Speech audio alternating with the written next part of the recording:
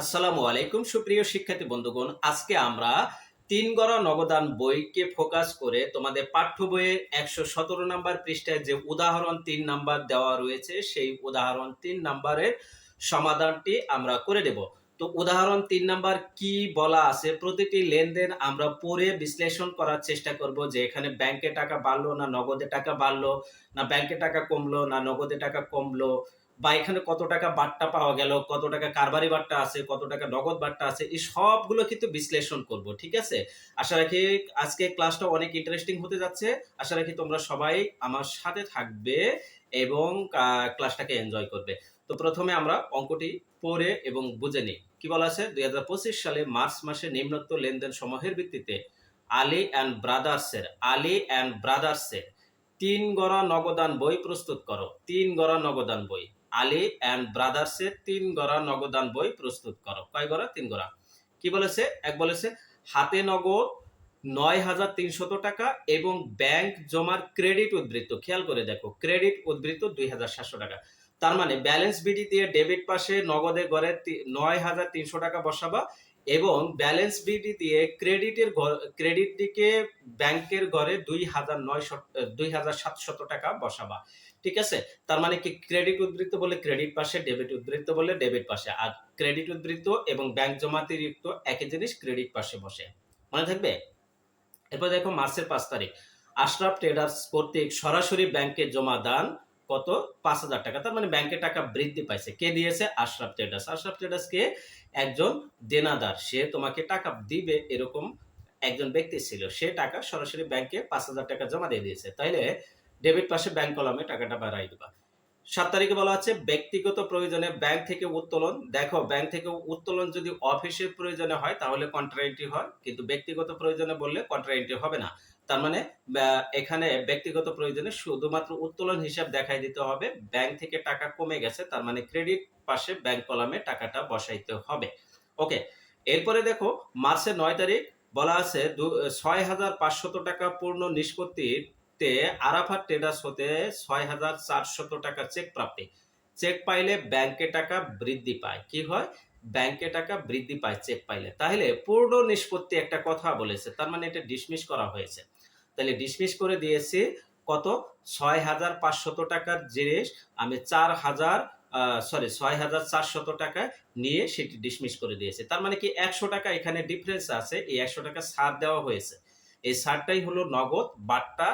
এটি তুমি প্রদত্ত বাট্টা হিসেবে ডেবিট পাশে বসাই দেবে আর ব্যাংক কলামে তোমার ৬,৪০০ টাকা বসাবে। তাইলে এই যে ১০০ টাকা আর ৬,৪০০ যোগ করলে ৬,৫০০ হয়, এটি মিলে যাবে। ঠিক আছে, তার মানে কি ৬,৫০০ কিন্তু কোথাও বসানো যাবে না। কি করতে হবে? ব্যাংক কলামে ৬,৪০০ আর বাট্টার কলামে ১,১০০ টাকা বসাইতে হবে।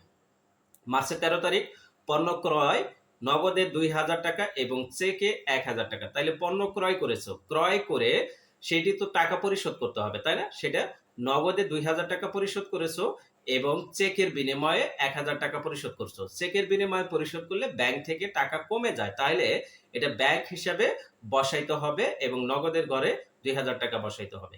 ওকে, মার্চের ১৯ তারিখ বলা আছে ২,২০০ টাকার দেনা চেকে পরিশোধ করে ২০০ টাকা বাট্টা পাওয়া গেল। তাইলে ২,২০০ টাকা দেনা পরিশোধ করছো এবং সেখান থেকে ২০০ টাকার বাট্টা পাইছো। তাইলে আলটিমেটলি তোমাকে কত টাকা পরিশোধ করা লাগছে? তোমাকে কিন্তু ২,০০০ টাকা পরিশোধ করা লাগছে। অর্থাৎ তোমার দেনা ছিল ২,২০০, সেটা ২০০ টাকা বাট্টা পাইছো আর বাকি টাকা চেকে পরিশোধ করছো। তাইলে ব্যাংক থেকে টাকা কমে যাবে ২,০০০ এবং ২০০ টাকা প্রাপ্ত বাট্টা হিসেবে ক্রেডিট পাশে বসবে। ২১ তারিখে বলা আছে মালিক ব্যক্তিগতভাবে ব্যাংকে জমা দিলেন ১০,০০০ টাকা। তাইলে মালিক যখন ব্যাংকে ব্যক্তিগতভাবে জমা দেয় তখন সেটি মূলধন হিসাবে লিখতে হবে। কি হিসাবে লিখতে হবে? মূলধন হিসাবে। এটা খুব একটি ইন্টারেস্টিং বিষয়। ব্যাংকে টাকা বৃদ্ধি পেয়েছে এবং যেহেতু মালিক দিয়েছে, মালিক যখন ব্যবসায় ব্যক্তিগত কোনো সুবিধা দেবে তখন মূলধন হবে, ব্যক্তিগত যখন সুবিধা নেবে তখন উত্তোলন হবে। অর্থাৎ সুবিধা নিলে উত্তোলন, সুবিধা দিলে মূলধন। তাইলে এখানে সুবিধা দিয়েছে, তাইলে ব্যাংকে টাকা বৃদ্ধি পাইছে, ব্যাংক কলামে টাকা বসাবো আর ওই যে বিবরণী ঘরে বা প্রাপ্তি কলামে আমরা কি লিখবো? মূলধন হিসাব লিখবো। 24 তারিখে বলা আছে আরাফাত ট্রেডার্স হতে প্রাপ্ত 9 তারিখে জমাকৃত চেক প্রত্যাখ্যান। খেয়াল করে দেখো, সুন্দর একটা জিনিস বলা আছে এখানে। 24 তারিখে ওই যে আরাফাত ট্রেডার্স হতে যে একটি চেক পাইলা, কত টাকার? 6,400 টাকার। এই চেকটি প্রত্যাখ্যান হয়েছে, মানে রিটার্ন হয়েছে বা ডিজনার হয়েছে। চেককে, এটাকে ব্যাংকের ভাষায় বলা হয় ডিজনার। ঠিক আছে? এই ডিজনার মানে ওই চেকে হয় টাকা নেই বা কোনো কিছুতে ভুল আছে, হয়তো লিখতে ভুল আছে বা সিগনেচার মিসম্যাচ, বিভিন্ন ধরনের কারণে চেক ডিজনার হতে পারে। ঠিক আছে? অনেক সময় তার অ্যাকাউন্টে টাকা নেই, যে চেকটা দিচ্ছে সেই চেকের অ্যাকাউন্টে টাকা নেই, টাকা না থাকলে তো চেক পাস হবে না। ঠিক আছে? অথবা কোনো কাটাকাটি থাকতে পারে বা সিগনেচার মিসম্যাচ থাকতে পারে, বিভিন্ন ধরনের ত্রুটি বিচ্যুতি থাকতে পারে। এই ত্রুটি বা বিচ্যুতির কারণে এই চেকটা প্রত্যাখ্যান হয়েছে, মানে ডিজনার হয়েছে, তাহলে ফেরত আসে। তাইলে যখন আমি চেক পাইছি তখন ব্যাংক কলাম ডেবিট করেছিলাম, ডেবিট পাশে ব্যাংক কলামে বসাইছিলাম। এখন তো এই চেকটা আমাকে ফেরত দিতে হবে আবার, যেহেতু ফেরত আসছে তাহলে ব্যাংকে টাকা তো জমা হয় নাই, জমা হওয়ার কথা ছিল, জমা হয় নাই, তাহলে ব্যাংক থেকে এখন কমাইতে হবে।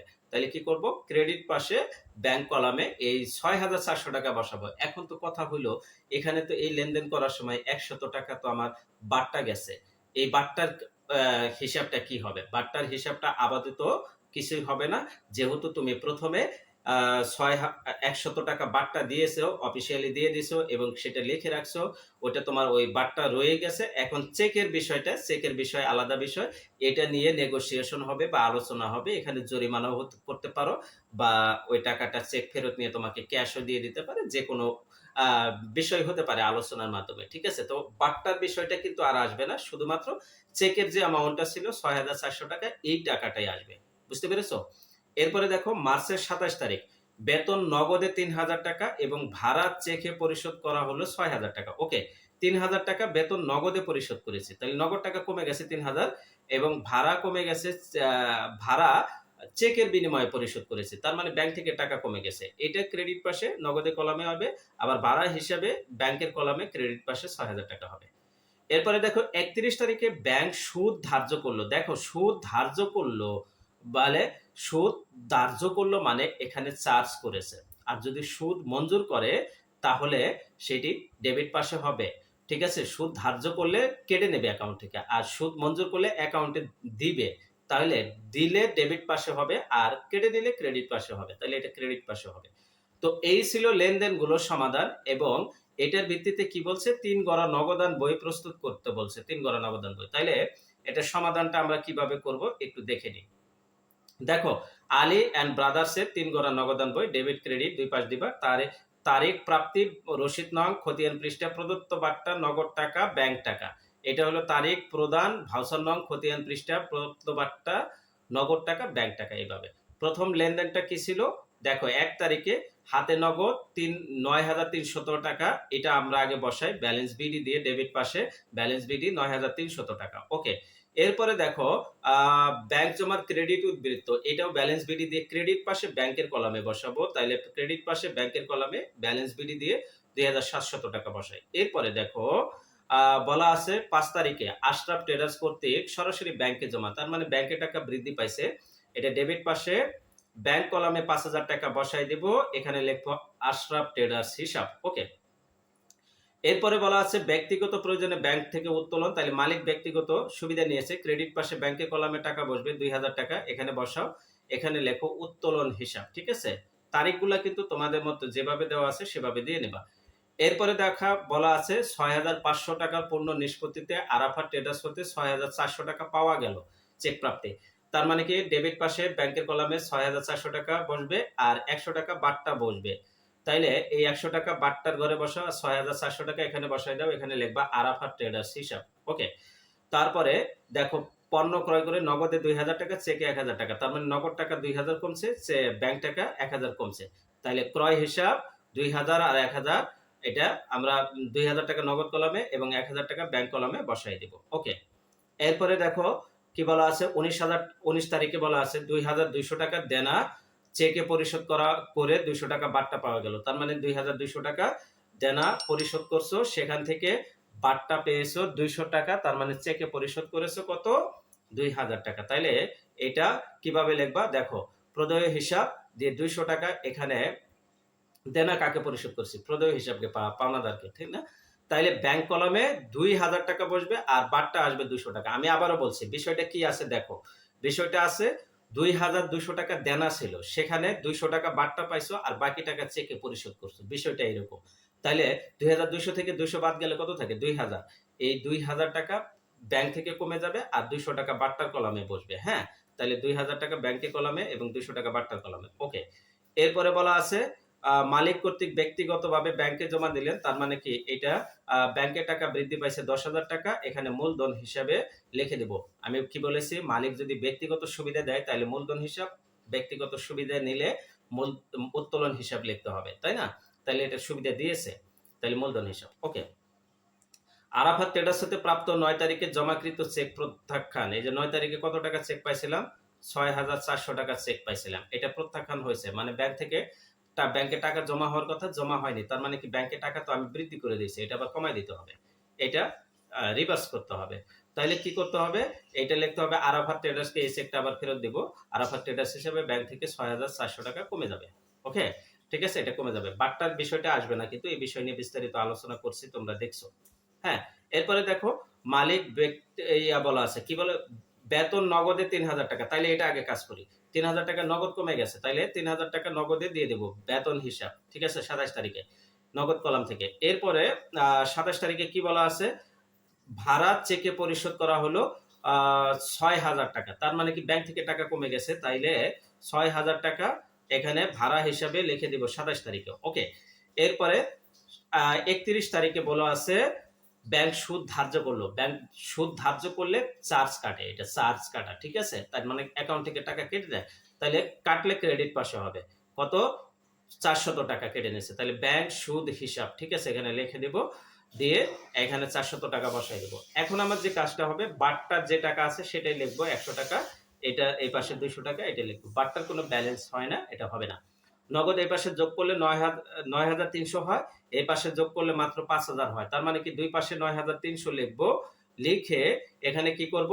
এই যে 9,300 থেকে 3,000 আর 2,000 বাদ দিলে 4,300 টাকা হবে। এটি ব্যালেন্স শিটই হবে। মার্চের 31 তারিখ ব্যালেন্স শিটই। ওকে। এরপরে ব্যাংক জমা 5,000 টাকা, 6,400 টাকা এবং 10,000 টাকা, মোট 21,400 টাকা। এই পাশে যোগ করলে তাই হয়, এই পাশে যোগ করলে 21,000 হয় না, 21,000 থেকে কম হয়। তাহলে উভয় পাশে 21,400 টাকা লিখে ফেলবো। লিখে এই পাশে 21,400 থেকে 400, 6,000, 6,400, 2,000, 1,000, 2,000, 2,700 বাদ দিলে মোট 900 টাকা থাকে। এখানে 900 টাকা ব্যালেন্স শিট হিসেবে লিখবো। মার্চ মাসের শেষ তারিখ হলো 31। তাহলে ব্যালেন্স শিট হিসেবে নগদে কত হলো? 4,300, ব্যাংকে হলো 900। ঠিক আছে?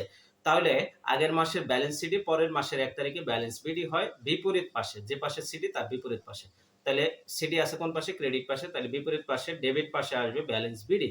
তাহলে এপ্রিলের 1 তারিখ ব্যালেন্স বিডি কত? নগদে আছে 4,300 আর ব্যাংকে আছে 900। ঠিক আছে? তো এই ছিল উদাহরণের 3 নম্বর উদাহরণের সমাধান এবং 3 গড়া নগদান বইয়ের সমাধান। তো এখানে কিছু কিন্তু ক্রিটিক্যাল আইটেম পাইলাম যেগুলো আমি পুঙ্খানুপুঙ্খানুভাবে বিশ্লেষণ করে দিলাম। আশা রাখি তোমরা পানির মতো সহজভাবে বুঝতে পেরেছো। তারপরেও যদি কারোর কোথাও বুঝতে অসুবিধা হয় বা কোনো কিছুতে কনফিউশন থাকে অবশ্যই কমেন্ট করে জানাবে। আমি তোমাদেরকে রিপ্লাই দিয়ে সেটি সমাধান করে দেওয়ার চেষ্টা করব। সবাই ভালো থাকো, সুস্থ থাকো। দেখা হচ্ছে পরবর্তী ক্লাসে ইনশাআল্লাহ। আল্লাহ হাফেজ।